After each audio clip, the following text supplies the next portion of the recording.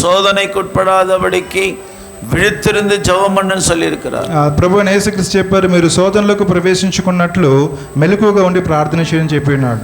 அப்போ நம்முடைய வாழ்க்கையிலே ஒரு சோதனையை ஜெயிக்கணும் சொன்னா நமக்குள்ள ஒரு விழிப்புணர்வு வேண்டும். మన జీవితంలో ఒక శోధన మనం జయించాలంటే ఒక మెలకువ కలిగిన ప్రార్థన ఉండాలి. எப்பொழுது ஆபத்து வரும் என்று தெரியாது, ఎప్పుడు ఆపద వస్తుందో తెలియదు. இது கடைசி நாட்களா இருக்கிறது, ఇది చివరి దినములుగా ఉంటున్నాయి. హల్లెలూయా హల్లెలూయా.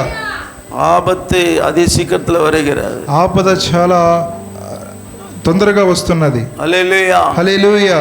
எந்த நேரத்துல మనుషునికి ఆపత్తు வருமோ தெரியாது, ఏ సమయంలో మనుషునికి ఆపద వస్తుందో తెలియదు, எந்த வகையில வரும் கூட தெரியாது, ఏ యొక్క రూపంలో వస్తుందో తెలియదు. హల్లెలూయా హల్లెలూయా. திடீரென்று అగ్ని పற்றி ఎరిகிறது, సడన్ గా అగ్ని కాలుతున్నది. திடீரென்று அப்படியே மலைகள் இடிந்து ఊర్ మేలే విడుகிறது, సడన్ గా ఆ యొక్క కొండలు విరిగి ఆ గ్రామాల మీద పడుచున్నది. திடீரென்று எரிகுழம்பு எரிஞ்சி அப்படியே நதியாக మనుషుల మేలే வந்து கொண்டிருக்கிறது. సడన్ గా ఆ యొక్క అగ్ని పర్వతము పేలి అలాగే మనుషుల మీదకి పారుచున్నది. அந்த இதை சொல்றாங்க, அந்த లావా వాల్కనో నదియే పోల మనుషుని తురతి கொண்டிருக்கிறது. అది నది వలె ఆ యొక్క అగ్ని పర్వతంలో తరుముచి ఉన్నది లావా. హల్లెలూయా హల్లెలూయా. நீ கரெக்டா தான் ரோட்ல பைக் ஓட்டிட்டு போய் கொண்டிருக்கிறாய், நீ సరిగానే రోడ్డు మీద బైక్ నడుపుచు పోతున్నావు, ஆனா రాంగ్ రోడ్ல இன்னொருத்த வந்து ఇడికறான். అయితే రాంగ్ రూట్ లో వచ్చి ఒకడు వచ్చి మిమ్మల్ని గుద్దేస్తున్నాడు. ఆండவர் சொல்றாரு, దేవుడు అంటున్నాడు, వడిగలెల్లాం உன்னை காக்கும்படி, నీ త్రోవలంతా నిన్ను కాపాడినట్లు உன்னை குறித்து தேவன் தம்முடைய தூதர்களுக்கு கட்டளையிடுவார், నిన్ను గూర్చి తన దూతలకు ఆజ్ఞాపించునంట. హల్లెలూయా హల్లెలూయా. அப்ப நீ அவருடைய கவனத்துக்குள்ள இருக்க வேண்டும், ఆయన గమనంలో మీరు ఉండాలి, அவருடைய வாக்குப்படி நடக்கிறவர்களா இருக்க வேண்டும், ఆయన వాక్కును బట్టి నడిచే వారంగా ఉండాలి. என்னை நேசித்து என் கற்பனைகளை கை கொள்ளுகிறவர்களை நான் 1000 தலைமுறை மட்டும் நான் அவர்கள் மேல் இரக்கம் காட்டுவேன் என்று கர்த்தர் சொல்லுகிறார். నన్ను ప్రేమించి నా ఆజ్ఞలను గైకొనే వారికి 1000 తరముల వరకు నేను కనికరము చూపుదును అంటున్నాడు. ஒவ்வொரு காரியத்திலும் கர்த்தர் உன்னை உற்று பார்த்து கொண்டிருக்கிறார். ఒక్కొక్క కార్యంలో దేవుడు మిమ్మల్ని తేరి చూస్తున్నాడు. நீ మనస్తాపపட்டு కదరి జెబిக்கும்போது உன் கூக்குரலை கேட்டு உன்னை மன்னிச்சிட்டு உன்னை தண்டனைக்கு தப்புவிக்க வல்லவர். నువ్వు పశ్చాత్తాపం కలిగి ప్రార్థించినప్పుడు దేవుడు నీ ప్రార్థన విని ఆ యొక్క వస్తున్నటువంటి ఆపదను తప్పించువాడు. ஆனால் பிசாசு விட மாட்டான், అయితే సాతాను వదిలిపెట్టాడు. அவன் வந்து குறுக்கே நிற்பான், వాడు వచ్చి అడ్డుగా నిలబడతాడు. அவன் எந்த பாவம் செய்திருக்கிறான், వాడు ఈ పాపం చేసి ఉన్నాడు, அந்த தாயார் எந்த பாவம் செய்தார்கள், ఆ తల్లి గారు ఈ పాపం చేసింది, அந்த అమ్మ எப்படி நீ ఆశీర్వదిப்ப, ఆమెను ఎలా నీవు ఆశీర్వదిస్తావు. ఆండవరే సిల சொல்லுவாங்க, కొంతమంది చెప్తారు, பழமொழி, ఒక పాత సామెత, தூங்குறாங்க பாருங்களா பக்கத்துல சேர்ல உட்கார வச்சே தப்பு நினைக்கிறேன் நான், பக்கத்துல இருக்கிறவங்க தட்ட கூட மாட்டாங்க. ஹல்லேலூயா హల్లెలూయా. வசனம் கேட்கறதுக்கு வரீங்களா, எதுக்கு வரீங்க தெரியல, మీరు వాక్యం వినడానికి వస్తున్నారో మరి దేనికి వస్తున్నారో తెలియడం లేదు. ஹல்லேலூயா హల్లెలూయా. ஆண்டவர் சாமியை வரம் கொடுத்தாலும் பூஜாரி வரம் கொடுக்க மாட்டாராம், ஒரு பழமொழி. ఒక సామెత ఉంది, దేవుడు వరమిచ్చిన పూజారి వరమిడంట. அது போல கர்த்தரை உன்னை மன்னித்து உன்னை ஆசீர்வதிக்க அவர் இறங்கி வரும் பொழுது దేవుడు మిమ్మల్ని మన్నించి మిమ్మల్ని ఆశీర్వదించి దిగి వచ్చినప్పుడు ஆனா பிசாசு விட மாட்டான், అయితే సాతాను విడిచిపెట్టాడు. நீதி, அதுதான் ஆண்டவர் சொல்றாரு, நீதி நிறைவேற்றணும். అందుకే దేవుడు అంటే నీతిని నెరవేర్చాలి. நீதி இல்லாம உனக்கு ஆசீர்வாதம் வராது, నీతి లేకుండా నీకు ఆశీర్వాదం రాదు.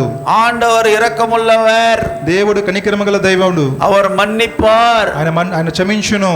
அதனால நீ பாவம் செஞ்சுனே இருப்பியா, ఆయన క్షమిస్తున్నాడు కాబట్టి నువ్వు పాపం చేస్తూ ఉంటావా. ஆனா பிசாசு ஒத்துக்க மாட்டானே, అయితే సాతాను ఒప్పుకోడు. அவன் வந்து உனக்கு வர வேண்டிய ஆசீர்வாதத்துக்கு எல்லாம் அவன் தடையா நிற்கிறான். నీకు రావాల్సిన ఆశీర్వాదానికి అన్నిటికీ వాడు అడ్డుగా నిలబడతాడు. బైబిల్ இருக்கிறவங்க மட்டும் கையில బైబిల్ எடுத்து காட்டுங்க. మీ చేతిలో బైబిల్ ఉన్నవారు అలాగ పైకెత్తి చూపించండి. செல்லுனதுக்கு அப்புறம் கையில செல்லெல்லாம் பாக்கெட்ல வச்சிருங்க, சுவிட்ச் ஆஃப் பண்ணி செல்போனை చర్చికుள்ளே సెల్ ఫోన్ ఓపెన్ பண்ணாதீங்க. మీ సెల్ ఫోన్ అంతా స్విచ్ ఆఫ్ చేసి దయచేసి మీ పాకెట్లో పెట్టుకోండి. நீங்கள் எங்கெல்லாம் பிரயாணம் பண்ணும்போது அப்போ செல்ஃபோனில் பைபிளை படிங்க. మీరు ఎక్కడైనా ప్రయాణించినప్పుడు అప్పుడు మొబైల్లోన బైబిల్ చదవండి. போன வாரத்தை வெள்ளிக்கிழமை அன்னைக்கு நான் கும்மிடிப்பூண்டி போயிருந்தேன். పోయిన శుక్రవారం నేను గుమ్మడిపూండిన ప్రాంతానికి వెళ్ళి ఉన్నాను. அங்கே ஒரு ஃபேமிலி பிளெஸிங் மீட்டிங் வச்சு என்னை கூப்பிட்டுருந்தாங்க. అక్కడ ఒక ఫ్యామిలీ బ్లెస్సింగ్ మీటింగ్ పెట్టి నన్ను పిలిచి ఉన్నారు. நான் வசனம் சொல்லி கொண்டே இருக்கிறேன். నేను వాక్యం చెప్తూనే ఉన్నాను. ஒரு சகோதரி செல்போன்ல பைபிள் படிச்சாங்க. ఒక సహోదరి సెల్ ఫోన్లో బైబిల్ చదివారు. ஆனா பைபிள் வசனம் ஒரு மாதிரி இருக்கு. బైబిల్లో ఒక మాట వేరే విధంగా ఉంది. ஆனா செல்போன்ல வேற மாதிரி இருக்குது. ఆ యొక్క సెల్ ఫోన్లో వేరే విధంగా ఉంది. நான் அப்பயே சொன்னேன். నేను అప్పుడే చెప్పాను, சகோதரி உன் பைபிளை எடுத்து பைபிளை படி. அங்க கூட சொல்லிட்டு வந்தது, கும்படி போன்லயே சொல்லிட்டு வந்தது. నీ బైబిల్ తీసుకుని బైబిల్లో ఉన్న మాటలు చదువు. బైబిల్లో இருக்கிற மாதிரி సెల్ఫోన్ல కరెక్టా వసనంగా இல்ல. బైబిల్లో ఉన్న ప్రకారం సెల్ ఫోన్లో కరెక్ట్ గా ఉండదు. ஆமா, ஒரு லைன் எல்லாம் கட் ஆயிப்பட்டு எகிரி போட்டு இருக்குது. அந்த பிரிண்டிங்ல சரியா வரதில்ல. ఒక లైన్ అంతా కట్ అయిపోయి ఉంటుంది, దానికి ముందు ఉండదు వెనక ఉండదు. ஆனா பைபிள் எல்லாம் நமக்கு விவரமா ஆண்டவர் எழுதி வச்சிருக்கிறார். అయితే మన చేతిలో ఉన్న బైబిల్లో దేవుడు అన్నిటిని చక్కగా రాసి పెట్టి ఉన్నాడు. వేద వసనங்களை ఆరాய்ந்து பாருங்கள், அதிலே உங்களுக்கு నిత్య జీవన్ உண்டு. దేవుని వాక్యం మీరు శోధించి తెలుసుకోండి, దాని నిత్య జీవం ఉన్నది. హల్లెలూయా, హల్లెలూయా. நீங்க பைபிளை வந்து செல்ல பார்த்து பாருங்க. మీరు సెల్లో బైబిల్ చూడండి. బైబిల్ యాప్ ఓపెన్ பண்ணி బైబిల్ படிக்கும்போது మీరు ఆ యొక్క బైబిల్ యాప్ ఓపెన్ చేసి బైబిల్ చదివినప్పుడు கீழே అడ్వర్టైజ్మెంట్ வந்துనే இருக்கும். దాని కింద అడ్వర్టైజ్మెంట్ వస్తూ ఉంటుంది. నీ వసనం படிக்கிறியா? నీవు ఆ వాక్యం చదువుతావా? கீழே అడ్వర్టైజ్మెంట్ பார்க்கறியா? కింద వస్తున్న అడ్వర్టైజ్మెంట్ చూస్తావా? సహోదరి సహోదరులారా, உன்னுடைய சிந்தனை சிதறடித்து உன்னுடைய జీవియத்தை అశుద్ధపడుతుகிறது அந்த செல்போன். నీ ఆలోచనలు చెదరగొట్టి నిన్ను అపవిత్రపరిచేది ఆ సెల్ ఫోన్. ஆமா, ஆண்டவரை முழுமையாக தேவனிடத்திலிருந்து வருகிற ஆசீர்வாதம் தடையில்லாம உன் மேல வரணும்னு சொன்னா, దేవుని సముఖం నుండి వస్తున్న సంపూర్ణ ఆశీర్వాదం నీ మీదకి రావాలంటే உன்னுடைய ஆவி ஆத்மா சரீரம் நேர கர்த்தருக்கு முன்பாய் சரியாக இருக்க வேண்டும். నీ ప్రాణాత్మ శరీరము దేవుని ముందుగా అది సరిగ్గా ఉండాలి. அது பரிசுத்தமா இருக்க வேண்டும். అది పరిశుద్ధంగా ఉండాలి. அது மாசற்றதா இருக்க வேண்டும். మాసற்றதாக అంటే ముడతలేనిదిగా ఉండాలి. మాసற்றதா இருக்க வேண்டும். అది ఎటువంటి ముడత లేకుండా ఉండాలి. హల్లెలూయా, హల్లెలూయా. அப்போதான் நம்ம வந்து கர்த்தர் ஆசீர்வதிக்க முடியும். అప్పుడే దేవుడు మనల్ని ఆశీర్వదించగలడు. அப்போதான் ஆண்டவர் நம்மோடு ஸ்நேகம் பண்ணுவார். అప్పుడే దేవుడు మనతో స్నేహం చేయగలడు. அப்போதான் தைரியமாவும் கூட பரிசுத்தாய் வருவார். అప్పుడే ధైర్యముగా పరిశుద్ధాత్మ దేవుడు మీతో పాటు వస్తాడు. நல்ல பரிசுத்தாய் நிரம்புறீங்க. ఇక్కడ అందరూ పరిశుద్ధాత్మ నింపబడుచున్నారు. తీర్మానం பண்றீங்க, తీర్మానం చేస్తున్నారు, ఉడன்பడిక பண்றீங்க, ఒప్పందం చేసుకుంటున్నారు.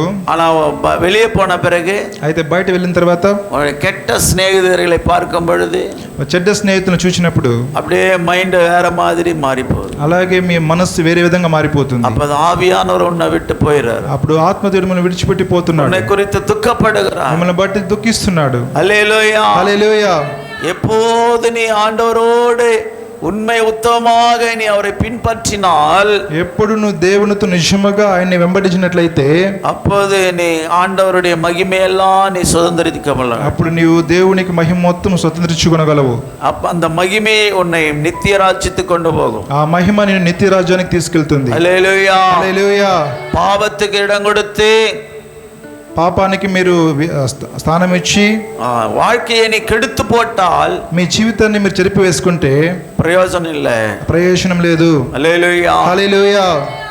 ప్రియమానవர்களே, ஆண்டவருடைய வசனத்துக்குள் போவோம். ప్రియమైన వారు, మన దేవుని యొక్క వాక్యం చదువుకుందాం. இந்த கடைசி நாட்களிலே, ఈ యొక్క చివరి దినాలలో சபையும் விசுவாசிகளுக்குள்ள இருக்கிற அந்த பற்று, அந்த பந்தம் எப்பேற்பட்டது என்று வேதவசனத்திலே நாம் பார்க்க போகிறோம். సంఘమును సంఘానికి విశ్వాసులకు ఉన్న ఒక సంబంధాన్ని బైబిల్ యొక్క వాక్యం చూద్దాం. ஊழியக்காரருக்கும் விசுவாசிகளுக்கும் எந்த பேர்பட்டதான நிலைமையில் இருக்க வேண்டும் என்பதை வேதவசனத்திலே நாம் பார்க்க போகிறோம். సేవకులకి విశ్వాసులకి మధ్య ఎటువంటి పరిస్థితి ఉన్నదో అది మన బైబిల్ వాక్యం చూద్దాం. వాసికలాం. పిలిపియర్ 2వ అధ్యాయం, పిలిపీలు 2వ అధ్యాయము 19 30 వచనం వరకు நாம் பார்ப்போமானால், 19 నుంచి 30 వరకు మనం చూద్దాం.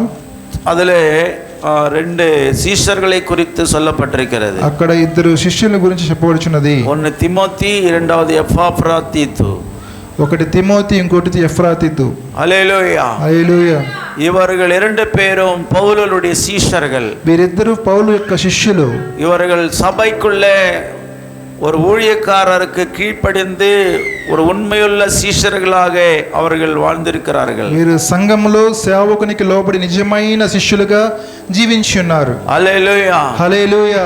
22వ వచనం, 22వ వాక్యము. అతని యోగ్యత మీరు ఎరుగుదురు. చదవండి. అతని యోగ్యత మీరు ఎదుగుదురు. తండ్రికి కుమారుడు ఏలాగో సేవ చేయనో అలాగే అతడు నాతో కూడా స్వార్థ వ్యాపకం నిమిత్తము సేవ చేశాను. தமிழ்ல பிலிப்பியர் 2:22 எடுக்கலையா? தகப்பனுக்கு பிள்ளை ஊழியம் செய்வது போல அவன் என்னுடனே கூட சுவிசேஷத்தின் நிமித்தம் ஊழியம் செய்தான் என்று அவனுடைய உத்தம குணத்தை அறிந்திருக்கிறீர்கள். ஆகையால் என் காரியங்கள் இன்னபடி நடக்கும் என்று நான் அறிந்தவுடனே அவனை அனுப்பலாம் என்று நினைத்திருக்கிறேன். அன்றியும் நானே சீக்கிரத்தில் வருவேன் என்று கர்த்தருக்குள்ள நம்பிக்கையா இருக்கிறேன். அல்லேலூயா, హల్లెలూయా. இங்கே பார்க்கிறோம், చూస్తున్నాం, ஒரு தகப்பனுக்கு பிள்ளை எப்படி உதவி செய்கிறாங்களோ, ஊழியம் செய்கிறாங்களோ, அது போல ஊழியக்காரனுக்கு அந்த சீஷன் ஊழியம் செய்திருக்கிறான். ఒక తండ్రికి కుమారుడు ఎలా సేవ చేస్తాడో అక్కడున్న శిష్యుడు కూడా అతని సేవకునికి అలా సేవ చేశాడు. హల్లెలూయా, హల్లెలూయా. பிரியமான சகோதரனே சகோதரி, ప్రియమైన సహోదరి సహోదరులారా, ஏதோ வந்து சர்ச்சுக்கு வந்துட்டு சாமியை கும்பிட்டு ஆசீர்வாதம் வாங்கின்னு போயிடலான்னு வந்தீங்கன்னா அந்த எண்ணத்தை மாற்றிக்கொள்ளுங்க. ఏదో వచ్చి దేవుని మొక్కేసి వెళ్ళిపోదాం, ఆశీర్వాదం తీసుకొని పోదాం అనే ఒక ఆలోచనతో వస్తే ఆలోచన మార్చుకోండి. அது மட்டும் இல்ல நாம் செய்ய வேண்டியது, అది మాత్రమే కాదు మనం చేయేది. நமக்காக ஆண்டவர் கொடுத்திருக்கிறதான இந்த சபையிலே அநேக காரியங்களை குறித்து நாம் விசாரிக்கிறவர்களா இருக்க வேண்டும். మన కొరకు దేవుడిచ్చిన సంఘంలో అనేక కార్యాలను విచారించే వారంగా ఉండాలి.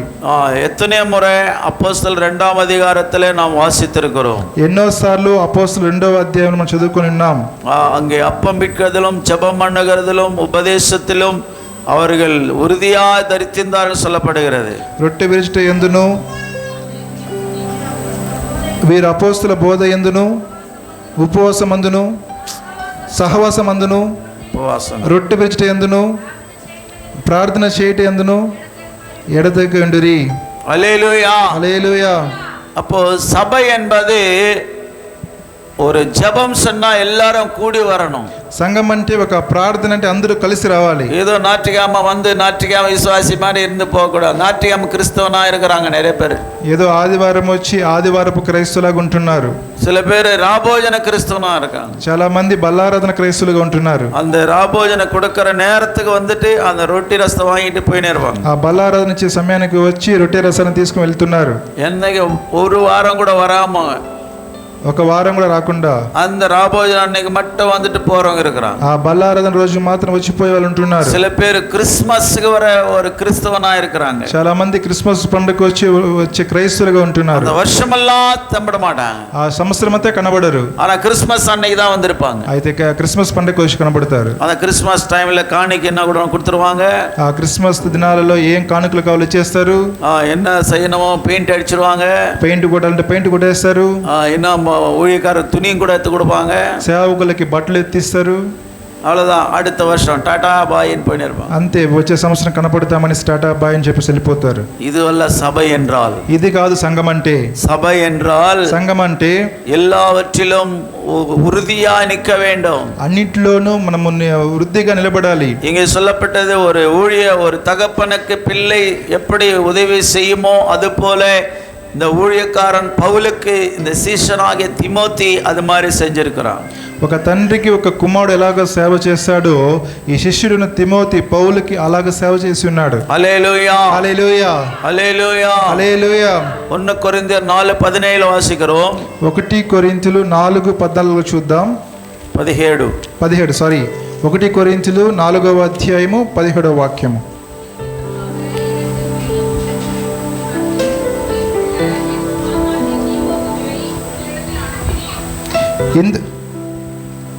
படிமா முழுசா.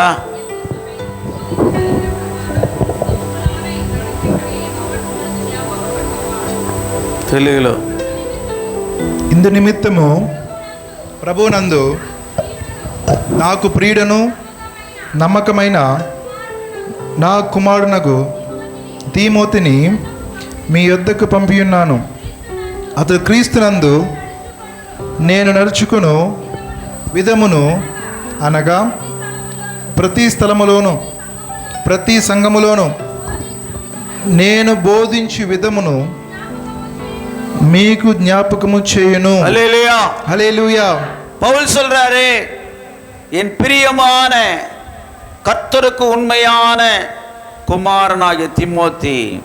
ప్రభు అంటున్నాడు, నాకు ప్రియమైన దేవునికి నమ్మకమైన నా కుమారుడు తిమోతి. ఎవరు చెప్పేది? ఎవరు చెప్తున్నారు? పౌలు சொல்லுகிறாருங்க.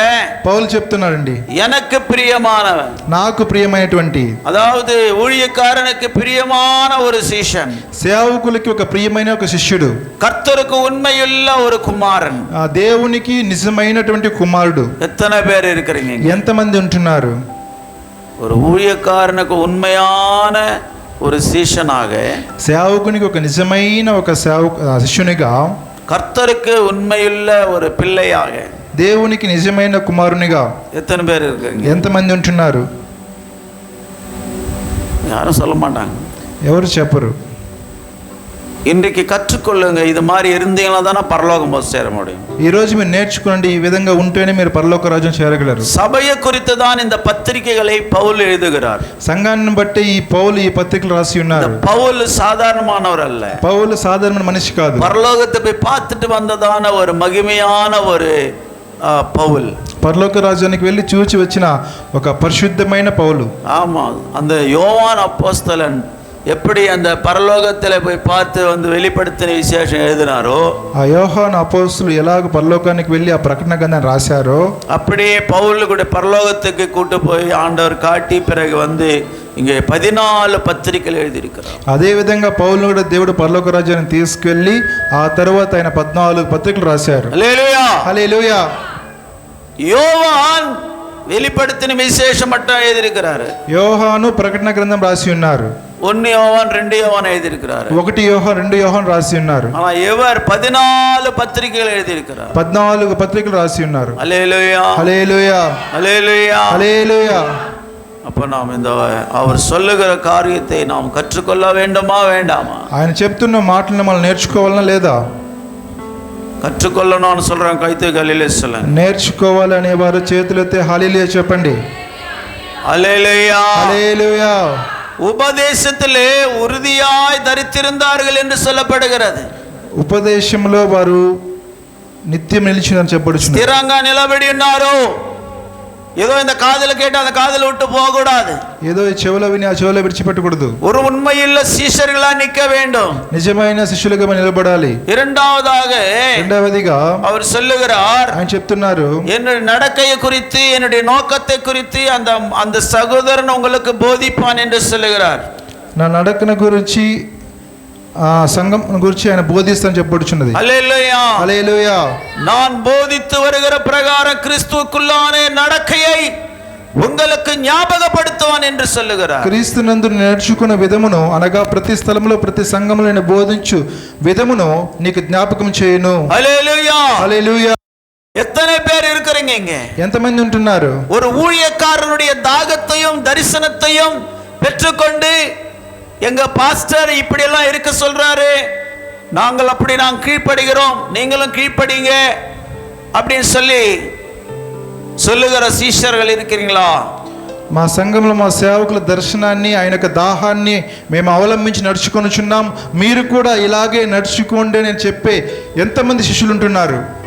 அப்படி அப்பேற்பட்ட அந்த தரிசனத்தை சொல்ல மாட்டாங்க, ఆ దర్శనాన్ని గురించి చెప్పరు, குறைங்களை சொல்லுவாங்க. சில பேர் కొరతలను చెప్తూ ఉంటారు. எங்க ஊழியக்காரர் இப்படி, మా సేవకులు ఇలా, எங்க ஊழியக்காரம்மா அப்படி, మా సేవకురాలు అట్లా, அந்த ஊழியக்காரர் அப்படி, ఆ సేవకుడు అట్లా. இதெல்லாம் அந்த மனுஷனுக்குள்ள இருக்கிற தீமையை நாம் எடுக்கக்கூடாது.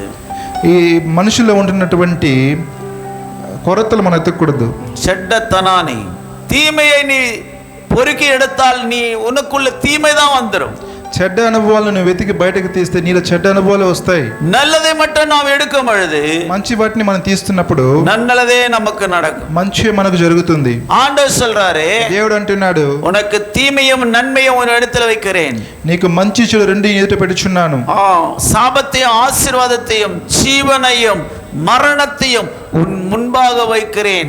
శాపాన్ని, ఆశీర్వాదాన్ని, మరణాన్ని, జీవాన్ని నీ ముందు పెట్టుచున్నాను. உனக்கு எது வேணும் எடுத்துக்க அப்படின்னு. నీకు ఏది కావాలో తీసుకోమంటున్నాడు. எது எடுப்பீங்க? మీరు ఏది తీసుకుంటారు? హల్లెలూయా, హల్లెలూయా. ஜீவனை தான் நாம் தெரிந்து கொள்ள வேண்டும். మనం జీవం మాత్రమే మనం తీసుకోవాలి. ஆசீர்வாதத்தை நாம் தெரிந்து கொள்ள வேண்டும். ఆశీర్వాదాన్ని మనం ఎత్తుకోవాలి. நன்மையானதை நாம் தெரிந்து கொள்ள வேண்டும். మంచి వాటిని మనం తెలుసుకోవాలి. హల్లెలూయా, హల్లెలూయా. எதை தெரிந்து கொள்ள வேண்டும்? మనం వేటిని మనం తెలుసుకోవాలి. ஹலோ பிரதர்ஸ் சொல்லுங்க, బ్రదర్స్ చెప్పండి, எதை நாம் தெரிந்தெடுக்கணும்? ఏది మనం తెలుసుకోవాలి? நன்மையானதை நாம் எடுக்க வேண்டும். మంచి వాటిని మనం తెలుసుకోవాలి. அப்போது நமக்கு நன்மை நடக்கும். అప్పుడు మనం మంచి జరుగుతుంది. நமக்குள்ள தீமை இருந்தால், మనలో ఒక చేదు ఉంటే, நம்ம இருதயத்துல, அதான் வசனம் சொல்லுது, வாய் இருதயம் நிறைந்தது வாய் பேசும்.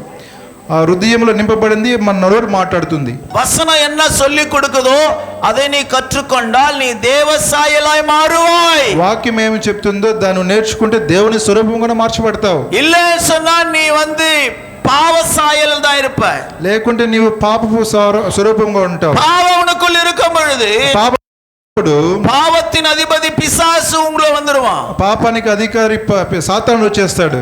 எதனாலே நீ பரிசுத்தமானதை நீ தெரிந்து கொள்ளும் பொழுது, పరిశుద్ధమైన వాటిని తెలుసుకున్నప్పుడు, அப்ப பரிசுத்த ஆவியான உனக்குள்ள வாசம் பண்ணுவார். పరిశుద్ధాత్మ దేవుని నివాసం చేస్తాడు. பரிசுத்த ஆவி உனக்குள் இருக்கும் பொழுது, పరిశుద్ధాత్మ దేవుని మీద ఉన్నప్పుడు, ஹல்லேலூயா, హల్లెలూయా, ஹல்லேலూயா, பரிசுத்தமானது நன்மையான கிருபைகளும் ஆசீர்வாதங்களும் உனக்கு கர்த்தர் கொடுப்பார். పరిశుద్ధాత్మ దేవుడు మంచి కార్యాలను మీకు దేవుడు దయచేస్తాడు. இரண்டாவதிగా விசுவாசத்தில் உத்தம குமாரனாய் இருக்கிற திமோத்தி என்று பவுல் சொல்லுகிறார். విశ్వాసములో ఉత్తమమైనటువంటి కుమారుడు అని పౌలు చెప్తున్నాడు. 1 తిమోతి 1:12 వాసిக்கிறோம். 1 తిమోతి 1:12 మనం చదువుతున్నాం.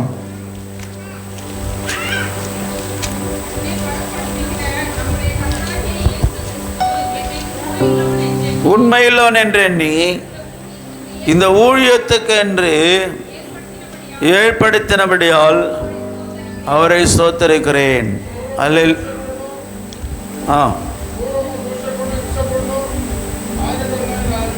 12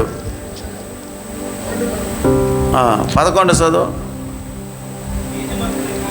ఆయనను శ్రీమంతుడగు దేవుడు నాకు అప్పగించిన ఆయన మహిమగల సువార్త ప్రకారము ధర్మశాస్త్రము ధర్మ విరోధకులను, అవిధేయకులను, భక్తిహీనులను, పాపిష్టులను, అపితృకులను, మత దూషకులను, పితృహంతకులను, మాతృహంతకులను, அதாவது என்னை பலப்படுத்துகிற நம்முடைய கர்த்தராகிய இயேசு పూర్వము దూషకుడు, హింసింపకుడును, హానికరుడును, உண்மையுள்ளவன் என்று எண்ணி இது ஊழியத்துக்கு ஏற்படுத்தினார் சொல்லப்படுகிறது. తన పరిచర్య నియమించి నమ్మకమైన వానిగా ఎంచినందుకు నన్ను బలపరిచిన మన ప్రభు అయిన క్రీస్తు యేసుకు కృతజ్ఞ ఉన్నాను. హల్లెలూయా, హల్లెలూయా. இப்போ இயேசு கிறிஸ்துவுக்குள்ள உண்மையுள்ளவனாய் இருக்க வேண்டும். యేసు ప్రభులో మీరు నిజముగా ఉండాలి. హల్లెలూయా, హల్లెలూయా. 1:2 சொல்லப்படுகிறது. 1:2 చెప్పబడుచున్నది, విశ్వాసத்துல ఉత్తమ కుమారునైగా తిమోతి என்று சொல்லுகிறார். విశ్వాసను బట్టి నా నిజమైన కుమారుడు తిమోతిని చెప్పబడుచున్నది. హల్లెలూయా, హల్లెలూయా. విశ్వాసத்துல ఉత్తమమైన కుమారన్, విశ్వాసంలో నిజమైన కుమారుడు. విశ్వాసియే, విశ్వాసి, இந்த பேர் ஆண்டவர் உனக்கு கொடுப்பாரா? ఈ యొక్క పేరు దేవుడు మీకు దయచేస్తాడా? இந்த குழந்தைங்க யாருன்னு தெரியல, என்னத்துக்கு அந்த கதவை திறந்தனே இருக்கிறாங்க. మా బిడ్డలను మీరు పక్కన పెట్టుకోండి, మా పిల్లల్ని. హల్లెలూయా, హల్లెలూయా. பாருங்க, அங்க விசுவாசத்துல உண்மையுள்ளவன், విశ్వాసం నిజమైన వాడు, உத்தம குமாரன் என்று சொல்லப்படுகிறது. ఉత్తమమైన కుమారుడు చెప్పబడుచున్నది. விசுவாசத்துல உத்தமமாய் நடக்கிறவர்களை ஆண்டவர் நேசிக்கிறாருங்க. విశ్వాసం నిజముగా నడుచుకున్న వారిని దేవుడు ఆశీర్వదిస్తాడండి. சாத்ராக் மேஷக் ஆபேத்நேகோ என்பவர்கள் விசுவாசத்திலே நின்றார்கள். షద్రక్ మేషక్ అబేద్నెగో అనేవారు విశ్వాసం నిలబడ్డారు. புதிய ஏற்பாட்டு காலத்திலே பவுல் சொல்லுகிறார், உத்தம குமாரன் விசுவாசத்திலே ఉత్తమ కుమారునాయి இருக்கிறான். కొత్త నిబంధనలో పౌలు చెబుతున్నాడు, విశ్వాసం నిజమైన కుమారుడు. மாம்சத்திற்கு అనుకూలமான பாவங்கள் வரும்பொழுது மாம்சத்தின் கிரியைகளுக்கு இடம் கொடுக்கிறது. శరీరములో అనుకూలమైన పాపం వస్తున్నప్పుడు వాటికి మనము స్థలం చోటు ఇవ్వడము, உலகம் நம்ம கவர்ச்சிக்கும் போது உலக பிரகாரமான நாடகம் போடுறது, ఆ యొక్క లోక సంబంధమైన నాటకాలు వేయడము, உலக பிறகு பிசாசு அவன் நம்மோடு பேசும்போது அந்த பிசாசு கீழ்ப்படிந்து பிசாசின் கிரியைகளுக்கு நாம் அடிமையாக போயிடுறது. సాతాను వచ్చి మాట్లాడినప్పుడు సాతాను యొక్క క్రియలకి మనం బానిసగా పోతున్నాం. சாப்பிடாத ஆண்டவர் சொன்னாரு, తినొద్దని దేవుడు ఆజ్ఞాపించాడు. ஆனா ஏவாள் பாம்பு சொல்லுது, நீ சாப்பிட்டா இது சாப்பிடு அப்படின்னு பாம்பு சொல்லுது. అయితే హవ్వకి ఆ పాము తినమని ఆజ్ఞాపించినప్పుడు తింటున్నది ఆమె. ஆண்டவர் சொன்னாரு சாப்பிடாதன்றாரு, అయితే దేవుడు ఆజ్ఞాపించాడు, తినవద్దన్నాడు. பாம்பு சொல்லுது, பிசாசு சொல்லுது நீ சாப்பிடுன்னு. అయితే పాము చెబుతున్నది నువ్వు తిను అంటున్నది. ஆண்டவர் கீழ்ப்படிந்தாங்களா பிசாசு கீழ்ப்படிந்தாங்களா? దేవునికి లోబడ్డారా లేక సాతానికి లోబడ్డారా? யாருக்கு கீழ்ப்படிந்தாங்க? ఎవరికి మా లోబడ్డారు? இந்த நாட்களில் எத்தனை பேர் ஆண்டவருக்கு கீழ்ப்படிந்தவங்களா இருக்கிறீங்க? சொல்ல முடியுமா? ఈ దినాలలో ఎంత మంది దేవునికి లోబడ్డారని మీ మనస్సాక్షి மேல కై வச்சு சொல்ல முடியுமா? మీ మనస్సాక్షి మీద చేతులేసి చెప్పగలరా? நான் 100% ఆండవருக்கு மட்டும்தான் கீழ்ப்படுகிறேன் சொல்லி, నేను 100% దేవునికి మాత్రమే లోబడతాననేసి சொல்ல முடியுமா? చెప్పగలమా? ஏதாவது ஒருத்தராவது சொல்ல முடியுமா? ఎవరైనా ఒక్కరైనా చెప్పగలమా? ஹல்லேலூயா, హల్లెలూయా. విశ్వాసத்திலே ఉత్తమమైన కుమారునే என்று சொல்லுகிறார். విశ్వాసంలో ఉత్తమమైన కుమారుని చెప్పబడుచున్నది. తెలుగులో అట్లనే ఉన్నదా? నిజమైన కుమారుడు. హల్లెలూయా, హల్లెలూయా, హల్లెలూయా, హల్లెలూయా. அப்ப விசுவாசத்தை துவக்குகிறவரும் முடிக்கிறவா இயேசுவை நோக்கி பார். విశ్వాసాన్ని ప్రారంభించేవాడు ముగించేవాడైన యేసు వైపు చూడాలి. హల్లెలూయా, హల్లెలూయా, హల్లెలూయా, హల్లెలూయా. எனவே விசுவாசம் இல்லாமல் கர்த்தருக்கு பிரியமா இருப்பது கூடாத காரியம். విశ్వాసం లేకుండా దేవునికి ప్రియంగా ఉండలేము. ஆமா, இஷ்டலே உண்டுட்டா அசாத்தியம். விசுவாசம் இல்லைனா உனக்கு ஆண்டவருக்கு சம்பந்தம் கிடையாது. విశ్వాసం లేకపోతే మీకు దేవునికి సంబంధం ఉండదు. அதாவது மத்தேயு ஆண்டவர் சொல்றாரு, இதோ மனுஷகுமாரன் வரும்பொழுது மனுஷர்களுக்குள்ளே விசுவாசத்தை காண்பாரோ என்று. ఇదిగో మనుష్య కుమారుడు వచ్చినప్పుడు మనుషుల్లో విశ్వాసం చూస్తాడు. కనుగొనగలడా? కనుగొనలేడు. విశ్వాసమును ఆయన కనుగొనగలడా అని బైబిల్ అంటున్నది. హల్లెలూయా, హల్లెలూయా. విశ్వాసం ఇల్లాద సంతతిగా நாம் போகக்கூடாது. విశ్వాసం సంతతిగా మనం వెళ్ళకూడదు. హల్లెలూయా, హల్లెలూయా. முதலாவது பார்த்தோம், మొదటిగా చూస్తున్నాము, அதாவது ஒரு ஊழியக்காரனுக்கு அந்த சீஷர்கள் ஒரு தகப்பனுக்கு உதவி செய்வது போல செய்கிறார்கள்.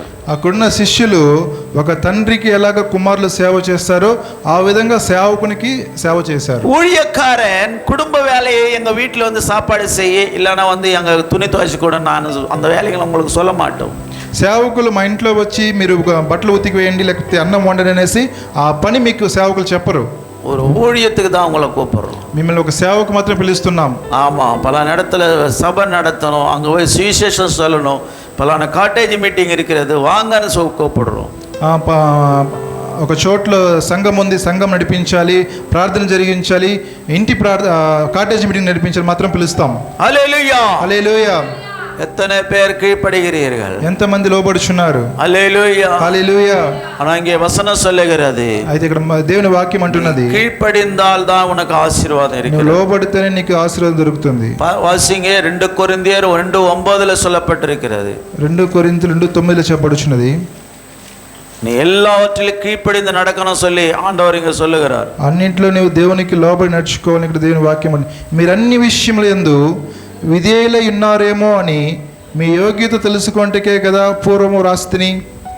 హల్లెలూయా. హల్లెలూయా. நீங்கள் எல்லாவற்றிலும் கீழ்ப்படிந்திருக்கிறீர்களோ? మీరు అన్ని విషయంలో ఎందుకు విధేయులు ఉన్నారా? హల్లెలూయా. హల్లెలూయా. எத்தனை பேர் சொல்ல முடியும் நாங்க ஊழியக்காரருக்கு எல்லா விஷயத்தையும் நாங்க கீழ்ப்படிக்கிறோம் சொல்ல முடியுமா? ఎంతమంది చెప్తారు నేను సేవకులు లోబడి ఉన్నామనేసి? எத்தனை பேர் சொல்றீங்க? ఎంతమంది చెప్తారు? ஊழியக்காரர் கீழ்ப்படுறவங்க எல்லாம் கையெழுத்துக்கு హల్లెలూయా சொல்லுங்க. సేవకులకు లోబడే వారందరూ చేతులెత్తి హల్లెలూయా చెప్తండి. ஒருத்தரும் கீழ்ப்படுறது ఒకరు లోబడడం లేదు. இந்த வசனம் எப்படி நீ நிறைவேற்ற போற? ఈ వాక్యం నువ్వు ఎలా నెరవేరుస్తావు? நீங்க நிறைவேற்றணும் தான் ஆண்டவர் எழுதி வச்சிருக்கிறாரு. మీరు నెరవేర్చాలని దేవుడి మాట రాసి పెట్టి ఉన్నాడు. இது இந்த கீழ்ப்படிதல் இல்லைன்னு சொன்னா பரிசுத்த ஆவி உங்கள் மேல வர முடியாது. ఈ యొక్క విధేయత లేకపోతే పరిశుద్ధత్వం ఇలా ఉండదు. ஹல்லேலூயா. హల్లెలూయా. ஒரு தகப்பனுக்கு பிள்ளை உதவி செய்யறது போல ఒక తండ్రికి కుమారుడు సహాయం చేయలాగున சுவிசேஷத்தினுடைய அந்த வசனத்தை மீண்டும் வாசிங்க. 2:22 பிலிப்பியர். అతని యోగ్యత మీరు ఎరుగుదురు. తండ్రికి కుమారుడు ఎలాగో సేవ చేయనో అలాగే అతడు నాతో కూడా సువార్త వ్యాపకము నిమిత్తము సేవ చేసెను. హల్లెలూయా. హల్లెలూయా. அவன் என்னோடு சுவிசேஷத்தின் நிமித்தமாய் ஊழியம் செய்தான். నాతో పాటు సువార్త నిమిత్తం అతను సేవ చేసెను. அவனுடைய உத்தம குணத்தை நான் அறிந்திருக்கிறேன். ఆయన ఉత్తమమైన గుణాన్ని నేను చూస్తున్నాను. Hello hello. வரப்போற 8, 9, 10, 11 రాబోచున్నట్టు 8, 9, 10, 11.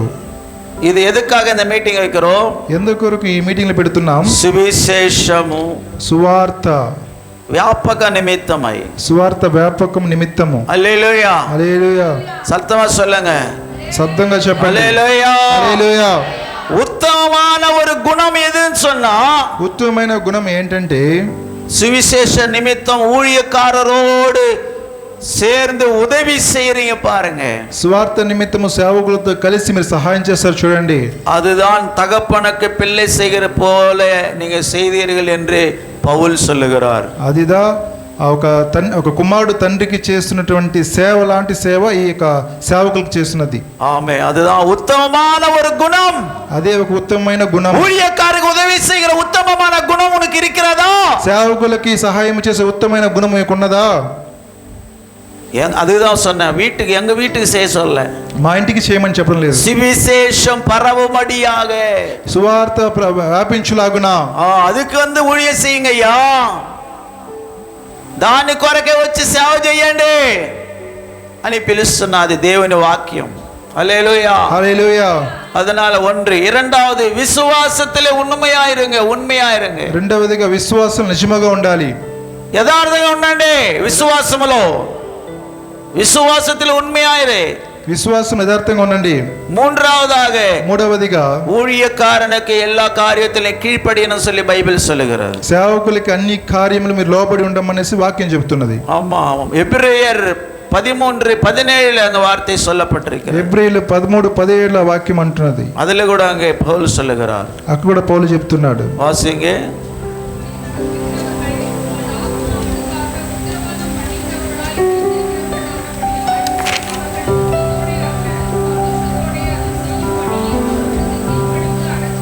మీ పైన నాయకులుగా ఉన్నవారు లెక్క ఒప్పచెప్పవలసిన వారి వలె మీ ఆత్మలు కాయచున్నారు. వారు దుఃఖముతో ఆ పని చేసిన యెడల మీకు నిష్ప్రయోజనము గనుక దుఃఖముతో కాక ఆనందముతో చేయనట్లు వారి మాట విని వారికి లోబడి ఉండుడి. హల్లెలూయా. హల్లెలూయా.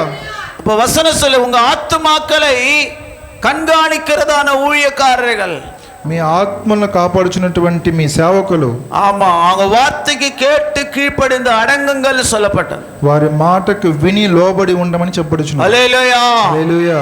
நீங்க கீழ்ப்படிந்து வார்த்தைக்கு கீழ்ப்படிந்து நடந்தீங்களா, మీరు వాక్యానికి లోబడి నడుచుకున్నట్లయితే, హల్లెలూయా, హల్లెలూయా, ஊழியக்கார உங்களை நடத்திப்பு காரங்களுக்கு நீ கீழ்ப்படிந்தீங்களா, సేవకులు నడిపిస్తున్న మాటలకు మీరు లోబడినట్లయితే எத்தனையோ ஆபத்துகளும் சாபத்திலிருந்து உங்களை ஆண்டவர் விடுவிப்பார். ఎన్నో ఆపదల నుండి శాపాల నుండి దేవుడు మనల్ని విడిపిస్తాడు. நம்ம ஒண்ணு சொன்னா அவங்க ஒண்ணு செய்றாங்க. మనం ఒకటి చెప్తే వాళ్ళు ఒకటి చేస్తారు. హల్లెలూయా. హల్లెలూయా. హల్లెలూయా. హల్లెలూయా. டேய் நீ போய் அங்க சாம்பாర్ కట్టినోడన్నాగా నేను వెళ్ళి సాంబార్ తీసుకురా అంటే రసం కట్టినోరా వాడు రసం తీసుకొస్తాడు. హల్లెలూయా హల్లెలూయా. டேய் அங்க போய் చపాతీ వాయింటి వాడా అన్న డే వెళ్ళి చపాతీ తీసుకురా అంటే దోశ వాయింటి వాడా దోశ తీసుకొస్తాడు. இதுதான் கீழ்ப்படிதலா? ఇదేనా లోబడుట? హల్లెలూయా. హల్లెలూయా. கர்த்தருக்கு மகிமை உண்டாவதாக. దేవునికి మహిమ కలుగును గాక. கீழ்ப்படிதல் வேண்டும் என்று இங்கே தேவனுடைய வசனம் நம்மளை எச்சரிக்கிறது. లోబడుట ఉండాలని దేవుని యొక్క వాక్యం మనల్ని హెచ్చరిస్తున్నది. நாங்க அதை దుఃఖத்தோடு செய்தால் அது உங்களுக்கு நிஷ்பிரயோஜனம், பிரயோஜனம் இல்லை. దుఃఖంతో ఆ పని చేస్తే మీకు ప్రయోజనం ఉండదు, అది నిష్ప్రయోజనమే. ஹல்லேலூயா. హల్లెలూయా. அப்போ நாங்க சொல்லுகிறதான ஆண்டவருடைய ஆலோசனை பெற்று உங்களுக்கு சொல்லும் பொழுது அந்த காரியங்களுக்கு கீழ்ப்படியுங்கள். మేము దేవుని ఎదుండి పొందుకున్న ఆలోచనలు మీకు చెప్తున్నప్పుడు లోబడండి. హల్లెలూయా. హల్లెలూయా. கடந்த ராத்திரி 2 பேர் கீழ்ப்படிந்து வந்தாங்க. గడిచిన రాత్రి కాలంలో ఇద్దరు లోబడి వచ్చారు. వాల్ పోస్ట్ పోయిட்டு வந்தாங்க. వాల్ పోస్ట్ వేయడానికి వెళ్ళి వచ్చారు. ஆமா, ஆண்டவருடைய சுவிசேஷம் பரவுவதற்காக நாம் செய்கிற காரியங்களுக்கு ఆండవర్ ప్రతిఫలం கொடுப்பார். దేవుని సేవకు మనం లోబడి చేసిన ప్రతి పనికి దేవుడు దానికి ప్రతిఫలం ఇస్తాడు. హల్లెలూయా. హల్లెలూయా. హల్లెలూయా. హల్లెలూయా. அடுத்து நான்காவதாக நாம் பார்க்கிறோம். నాలుగోదిగా మనం చూస్తున్నాం, உங்கள் அன்பு மாயமற்றதா இருக்க வேண்டும். మీ యొక్క ప్రేమ ఏ యొక్క మత్సరం ఉండకూడదు. వాసింగ 2 కొరింథీయులు 8:24.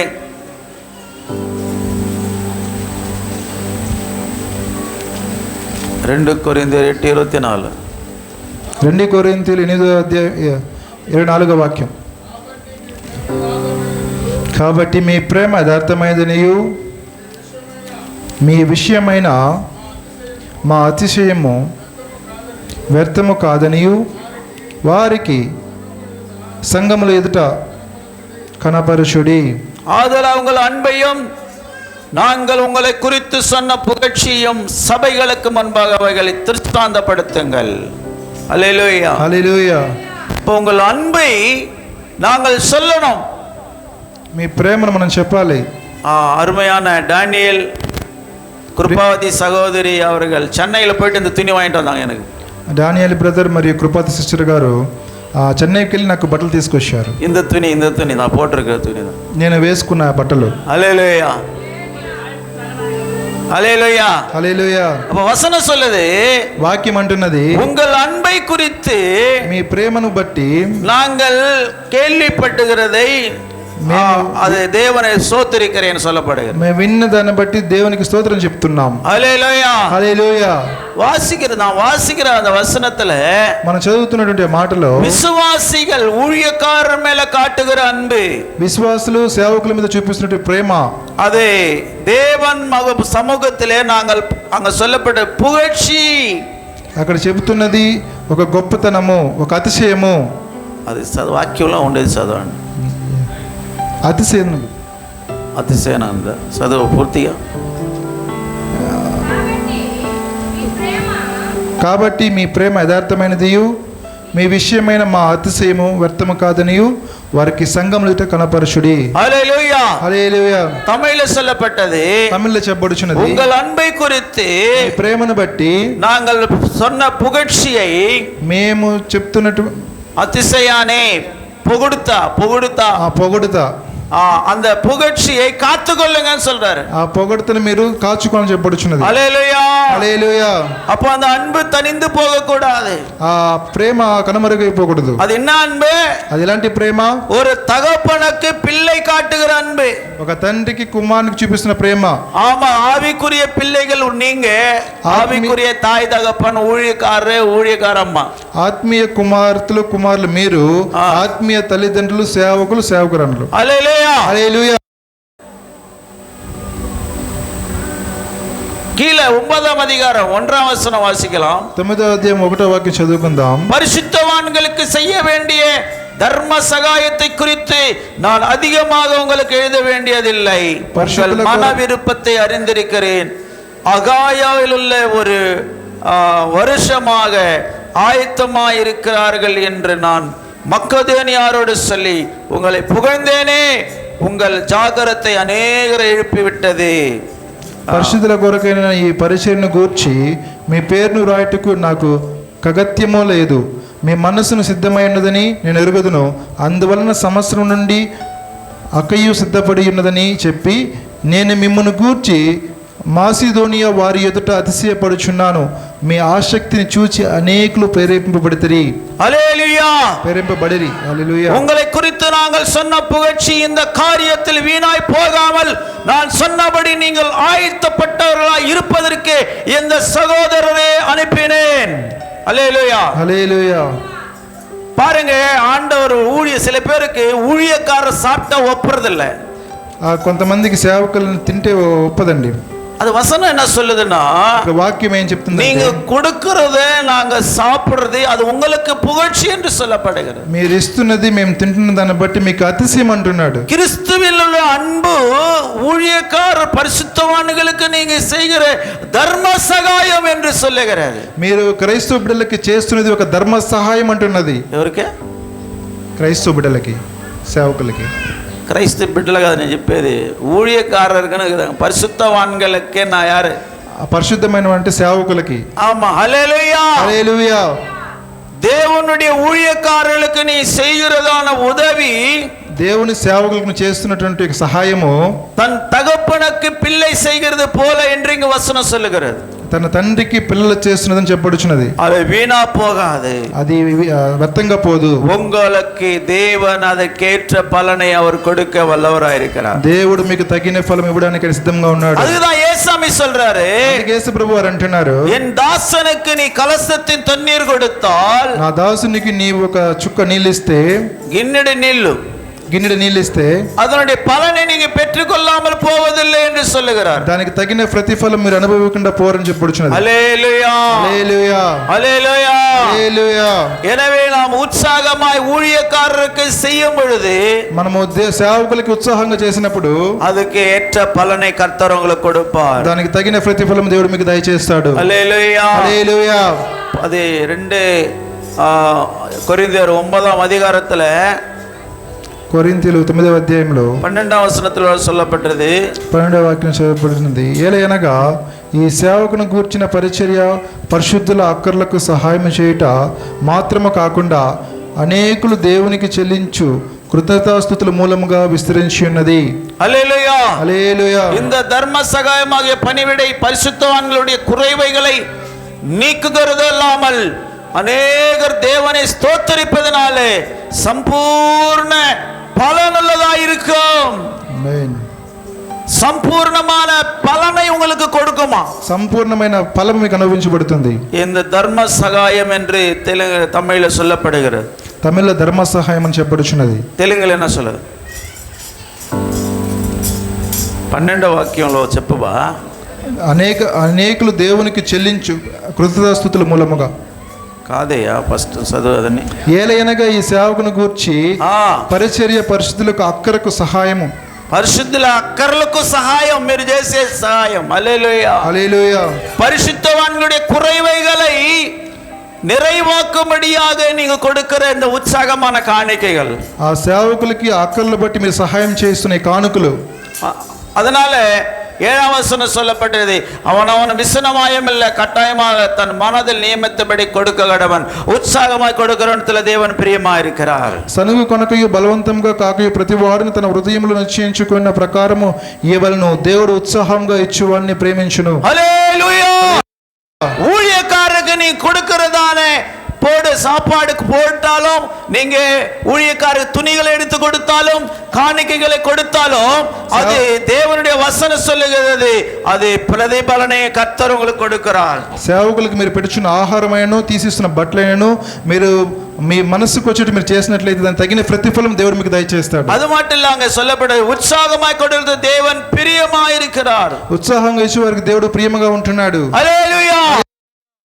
ஊழியக்காரருக்கு நீ உற்சாகமா கொடுக்கிறதுல, సేవకులకు నీకు ఉత్సాహంగా ఇస్తున్నప్పుడు கர்த்தர் உன்னை நேசிக்கிறார். దేవుడు మనం ప్రేమిస్తున్నాడు. உன்னை ஆண்டவர் நேசிக்கணும்னா, దేవుడు మిమ్మల్ని ప్రేమించాలంటే ஊழியக்காரனுடைய குறைவைகளை எல்லாம் நீ பார்த்து அதை வாங்கி அவங்கள குறைவுகளை நிறைவாக்க வேண்டும். సేవకుల యొక్క అక్కర్లన్నింటినీ మీరు నెరవేర్చాలి. హల్లెలూయా. హల్లెలూయా. அதுதான் இங்க பவுல் இங்கே கொரிந்தி சபைக்கு எழுதுகிறார். అదే మాటను పౌలు కొరింథీ సంఘానికి రాస్తున్నాడు. அதனால 1 தீமோத்தேயு 1:18 1 తిమోతి 1:18 உன்னுடைய விசுவாசம் நல் மனசாட்சியோடு இருக்கணும் சொல்றாரு. నా కుమారుని తిమోతి నీ విశ్వాసం మంచి మనస్సాక్షి కలిగిన వాడై నిన్ను గూర్చి ముందుగా చెప్పబడిన ప్రవచనములు చొప్పున ఈ మంచి పోరాటం పోరాడవలని వారిని బట్టి మీ ఆజ్ఞను నీకు అప్పగించున్నాను. హల్లెలూయా. హల్లెలూయా. நல்லா சத்தமா சொல்லுங்க. ஹல்லேலூயா. మంచి శబ్దంగా చెప్పండి. హల్లెలూయా. உன்னை குறித்து நான் உண்டான தீர்க்க தரிசனப்படி நீ அவைகளை முன்னிட்டு நல்ல போராட்டம் பண்ணும்படி இந்த கட்டளை உனக்கு ஒப்புக்கிறேன். நீ விசுவாசத்துல நல்ல మనస్సాక్షియుడవనాయిరు. నిన్ను గూర్చి ముందుగా చెప్పబడిన ప్రవచనం చొప్పున ఈ మంచి పోరాటం పోరాడవలని కాబట్టి ఈ ఆజ్ఞను నీకు అప్పగించున్నాను. హల్లెలూయా. హల్లెలూయా. அடுத்த நல் மனசாட்சியை காப்பாற்றிக் கொள்ளணும். మంచి మనస్సాక్షి మనం కాపాడుకోవాలి. మనసాட்சி సూడు పోడకూడదు. మనస్సాక్షిని మనము ఆలుంగ இருந்தாலும் இல்லாவிட்டாலும் మనుషులు ఉన్నా లేకపోయినా எல்லா இடத்திலும் అన్ని ప్రదేశాల్లో உண்மையான மனசாட்சி சுத்தமா நீ காத்துக்கொள்ளணும். నిజమైన మనస్సాక్షిని శుద్ధంగా కాపాడుకోవాలి. డ్రైవింగ్ பண்றவங்க, வியாபாரம் பண்றவங்க, வேலை செய்யறவங்க எல்லா இடத்திலும் మనసాட்சி சுத்த మనసాட்சியோடு இருக்க வேண்டும். డ్రైవింగ్ చేస్తున్నవారు, వ్యాపారం చేస్తున్నవారు, పనులు చేస్తున్నవారు అన్ని ప్రాంతాల్లో మీ యొక్క హృదయాన్ని పరిశుద్ధంగా పెట్టుకోవాలి. హల్లెలూయా. హల్లెలూయా. அப்பொழுதுதான் ஆண்டவர் உங்களை ஆசீர்வதிக்க முடியும். అప్పుడే దేవుడు మిమ్మల్ని ఆశీర్వదించగలడు. 2 కొరింథీయులు 8:8 சொல்லப்படுகிறது. 2 కొరింథీయులు 8:8 చెప్పబడుచున్నది. உங்கள் அன்பு உண்மை உள்ளதாய், மாசற்றதாய், பரிசுத்தம் உள்ளதாய் இருக்க வேண்டும். మీ ప్రేమ చదవండి. మీ ప్రేమ ఎంత యథార్థమైనదో పరీక్షించవాలని చెప్పుచున్నాను. హల్లెలూయా. హల్లెలూయా. இப்போ கட்டளையாக சொல்லாமல் மற்றவர்களுடைய ஜாக்கிரதையை கொண்டு உங்கள் அன்பு உண்மையும் சோதிக்க பொருட்டே சொல்லுகிறேன். అజ్ఞానపూర్వకముగా మీతో చెప్పుట లేదు, ఇతరుల జాగ్రత్తను మీకు చూపుట చేత మీ ప్రేమ ఎంత యథార్థమైనదో పరీక్షించవాలని చెప్పుచున్నాను. హల్లెలూయా. హల్లెలూయా. ఎదురులో ఉన్న பேசுறது மறையில ఉన్న பேசுறது இருக்கக்கூடாது. ఎదుటిగా ఒకటి మాట్లాడేది వెలుగుగా మరొకటి మాట ఉండకూడదు. உண்மையான அன்போடு நடந்து கொள்ளணும். నిజమైన ప్రేమతో నడుచుకోవాలి. நீ உண்மையான அன்போடு இருந்தியானா, నువ్వు నిజమైన ప్రేమతో ఉన్నట్లయితే உன்னை நேசிக்கிறவங்க உண்மையாய் உன்னை நேசிப்பா. నిన్ను ప్రేమించేవారు నిజముగా ప్రేమిస్తారు. நீ அதான் சொல்லு, தண்ணி ஊத்தவனுக்கு தண்ணி ஊற்றப்படும். నీరు పోయేవానికి నీరు పోయబడుతుంది. ஆமென். தண்ணி இல்ல போயிட்டு வேணா உனக்கு தண்ணி இல்ல நாளைக்கு.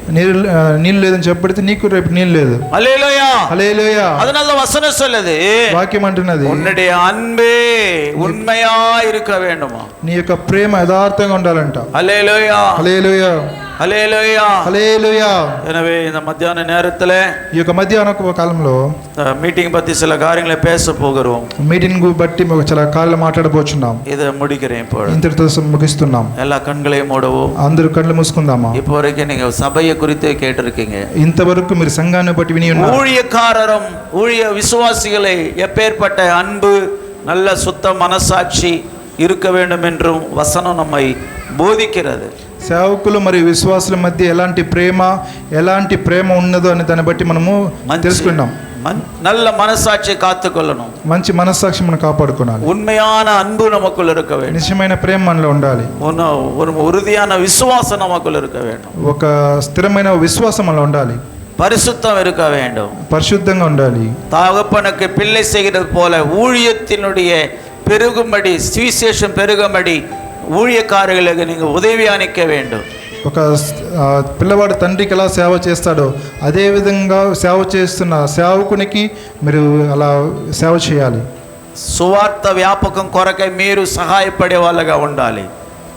எல்லாரும் கண்களை மூடி ஆண்டவரை நோக்கி பார்க்கலாம். అందరూ కళ్ళు మూసుకొని మన దేవుని తెరిచి చూద్దాం. கர்த்தர் நம்ம மத்தியில பேசிக் கொண்டிருக்கிறார். దేవుడు మన మధ్య మాట్లాడుచున్నాడు. சபையும் ஊழியக்காரர்களும் సేవకులను எப்படி இருக்க வேண்டும் என்று, ఎలాగ ఉండాలని, எப்படி இருந்தால் நம்மை ఆండవర్ ఆశీర్వదిస్తాడు, ఎలా ఉంటే దేవుడు మనల్ని ఆశీర్వదిస్తాడు என்று కర్తర్ நம்மோடு பேசியிருக்கிறார். ఈ రోజు దేవుడు మనతో మాట్లాడి ఉన్నారు. ఒప్పుకొడుపోమాగ మనం అప్పగించుకుందామా. స్తోత్రం స్తోత్రం.